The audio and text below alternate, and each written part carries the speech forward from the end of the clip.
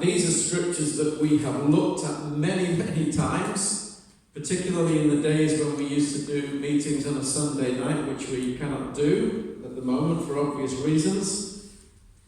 And we've looked at these scriptures very much. Therefore, keep watch, verse 35, because you don't know when the owner of the house will come back, whether in the evening or at midnight or when the cock crows or at dawn. If he comes suddenly, do not let him find you sleeping. What I say to you, I say to everyone, watch, be alert, stay awake, know what is going on around you, know what is going on in the world.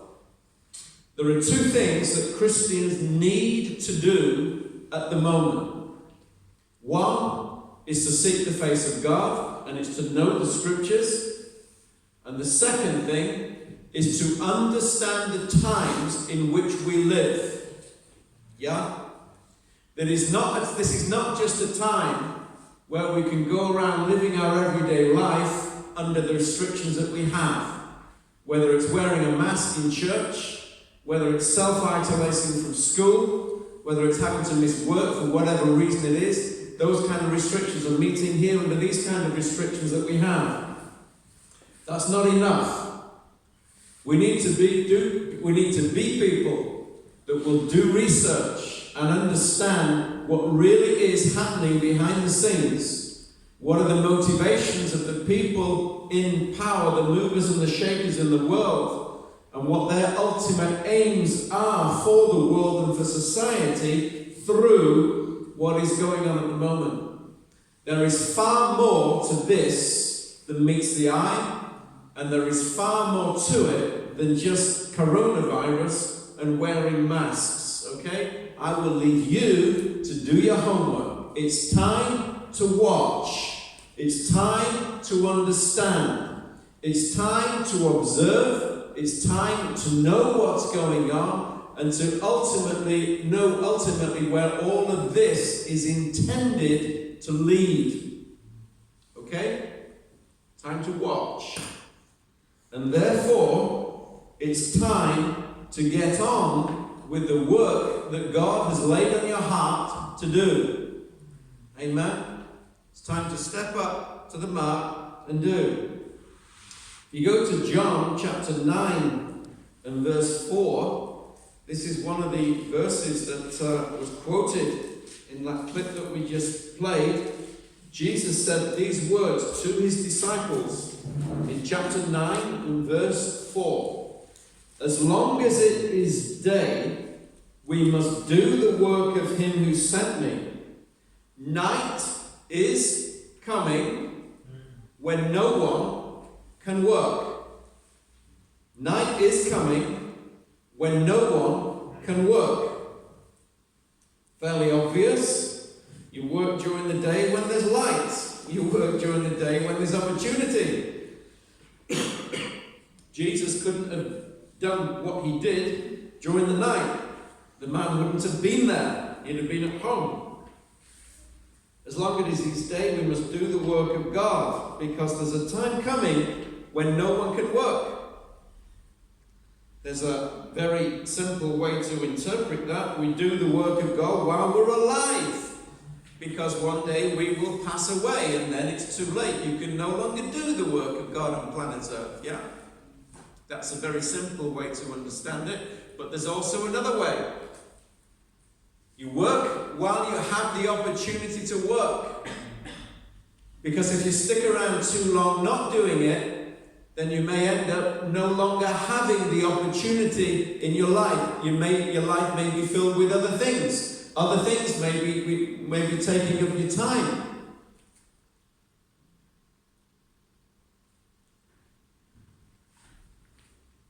So you won't be able to do it. You use the opportunity you have and the time that you have, because one day you may have a closed door. I remember a story when I went as a missionary to Albania. Albania was just emerging from 47 years of communism. And I got talking to one of the old believers. He was then an old man. He died a few years later. But he became a believer in the 1930s. He was baptized in water in the 1930s. The missionaries all left Albania in 1940 because of the war. That was the end of their day of work. They carried on, the believers there carried on doing ministry. They carried on evangelizing as long as they could during the war, taking opportunities they could.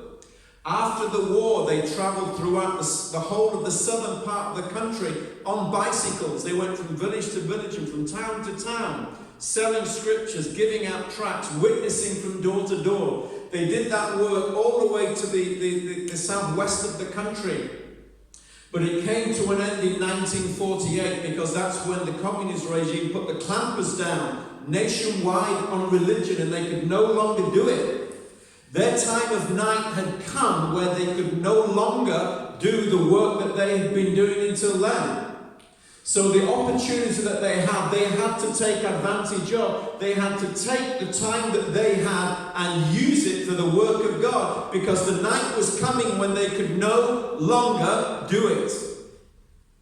One of the problems that we have, and we all have it, is that we say we just unconsciously believe that we will have forever, for the rest of our life, to be free to do the work of God. Young people say it, and then they get married, and then they have children, and then they buy homes, and they fill those homes with children, and we all do it. But everybody that's walked that path knows what happens to a single person. The restricted opportunities that you have because of the life choices that we all make. I've been there. I've been through it. I've still done the work of God all the way through, but I'm restricted in some senses. I'm never as free now as I used to be when I was single. And I was glad that I worked for God in the way that I did while I was single, because I worked night and day for years. When the change came, I was ready for it. I worked while it was day. Yeah? Everybody understand what I'm talking about? Don't put it off. Don't be lazy. Don't prevaricate. Do it now. If God has laid on your heart to do evangelism, do it. Don't wait for me. Do it. If God has laid it on your heart to witness to somebody in your family or in your extended family, do it. If you know that you should do it and you haven't done it, do it. Because there's a day coming when you may not be able to do it.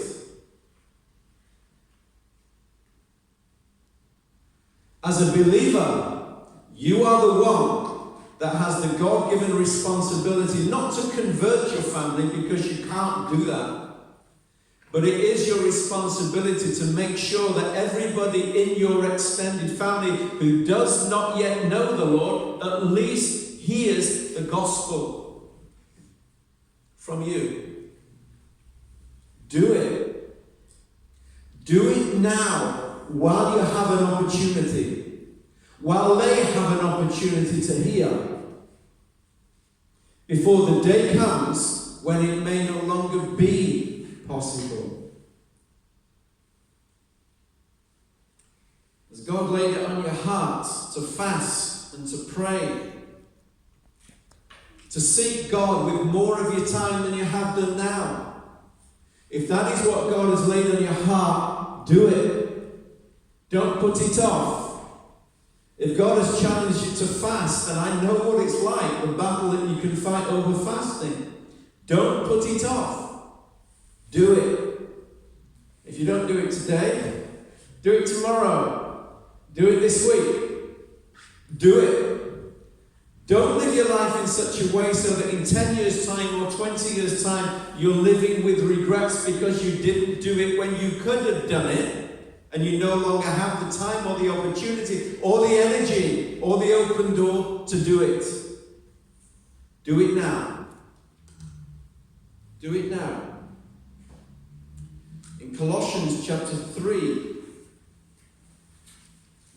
verse 23. Colossians chapter 3, verse 23. Whatever you do, work at it with all your heart, as working for the Lord and not for people. Whatever you do it with all your heart. If you do something with all of your heart, you'll do it now, or you'll do it soon. You won't put it off. Take the domestic example. The floor needs hoovering. What do? Do you put it off? Well, maybe you can for a day, or 2, or 3, or whatever. You leave it a week or 2, you'll end up with a right mess, won't you? Anybody know what I'm talking about? It needs to be done.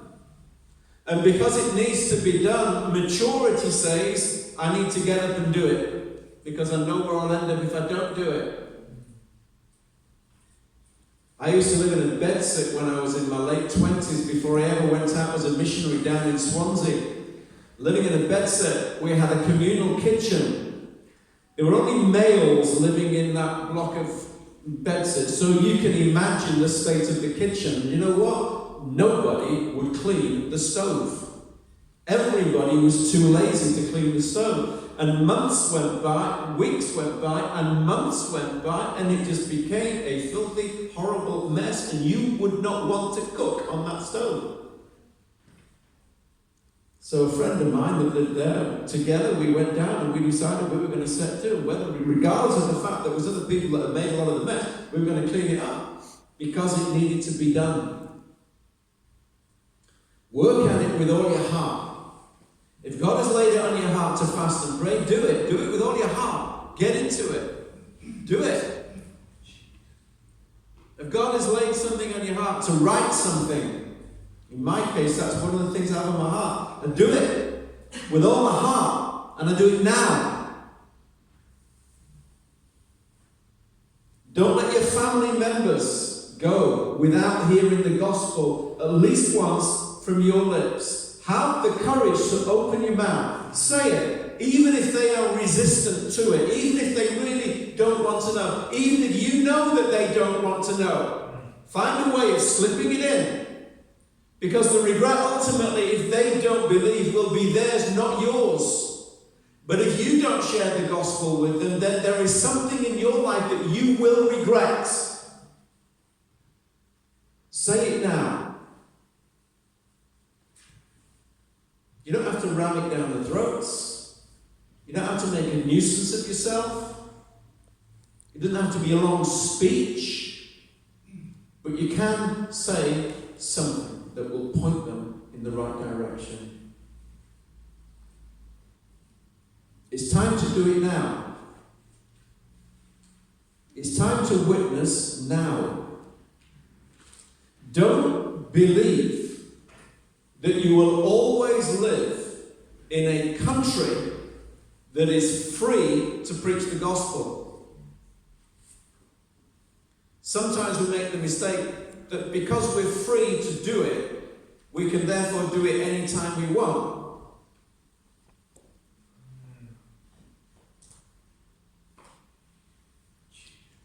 The day might come when restrictions are placed on that. There are people in this country now